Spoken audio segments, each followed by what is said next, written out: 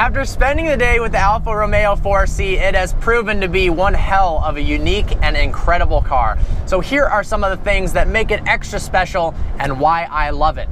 First off, and something that you don't know really until you drive the car, is how awesome the blow-off valve sounds on the turbo. When you mash the throttle and then let off the gas, it has this amazing whoosh that is so satisfying and doesn't sound like any other stock car short of something like a Huayra or a P1 or a Veyron. It's incredible. Of course, you get that sensation in aftermarket cars, but normally manufacturers are trying to hide the presence of turbochargers. Alfa doesn't care, it sounds awesome, and even that inline 4-cylinder sounds amazing as well. Second up is the weight. This car is incredibly lightweight, and I'm so thankful for that. Instead of taking the usual approach of manufacturers nowadays, of making the car weigh 3,300, 3,500 pounds and having to add a lot more power, this car kept the weight way down. For a car that's only about 60, 70 grand, to have a carbon fiber monocoque body is incredible. Aluminum front and rear subframe, weight savings everywhere means this car is under 2,500 pounds. That is light. Sub 2,500 pound curb weight means it is incredibly nimble, so much fun to drive in the turns, and it feels like you're driving a large go-kart in a gorgeous Italian body.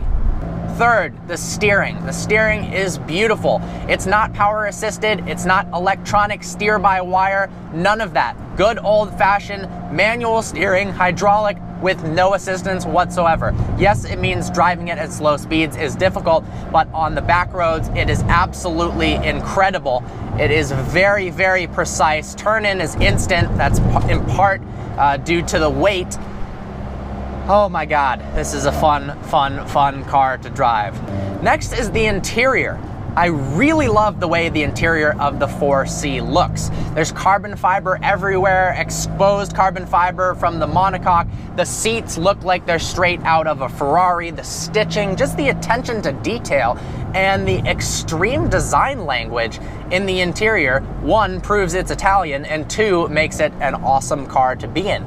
The tachometer is fully digital. The graphics are amazing. Yeah, you've got kind of a chintzy Alpine head unit here, but the stitching and just the styling of everything, the shape is so unique and so different that you can't help but fall in love with it. And the flat bottom steering wheel, it's got one of the longest flat bottoms of any steering wheel I've seen, but it is awesome. And the positioning of the paddle shifters are spot on at 9 and 3. A lot of times manufacturers put them up a little bit too high, more towards 10 and 2. It's nice that they're lower down here.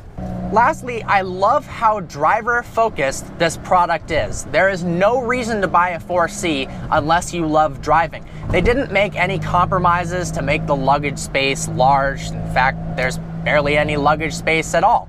There's nothing in the front that you can use for storage. There's no glove compartment. Your only storage space is right there where you can put your license and registration, basically, when you get pulled over for driving too fast, because the 4C is so damn fun.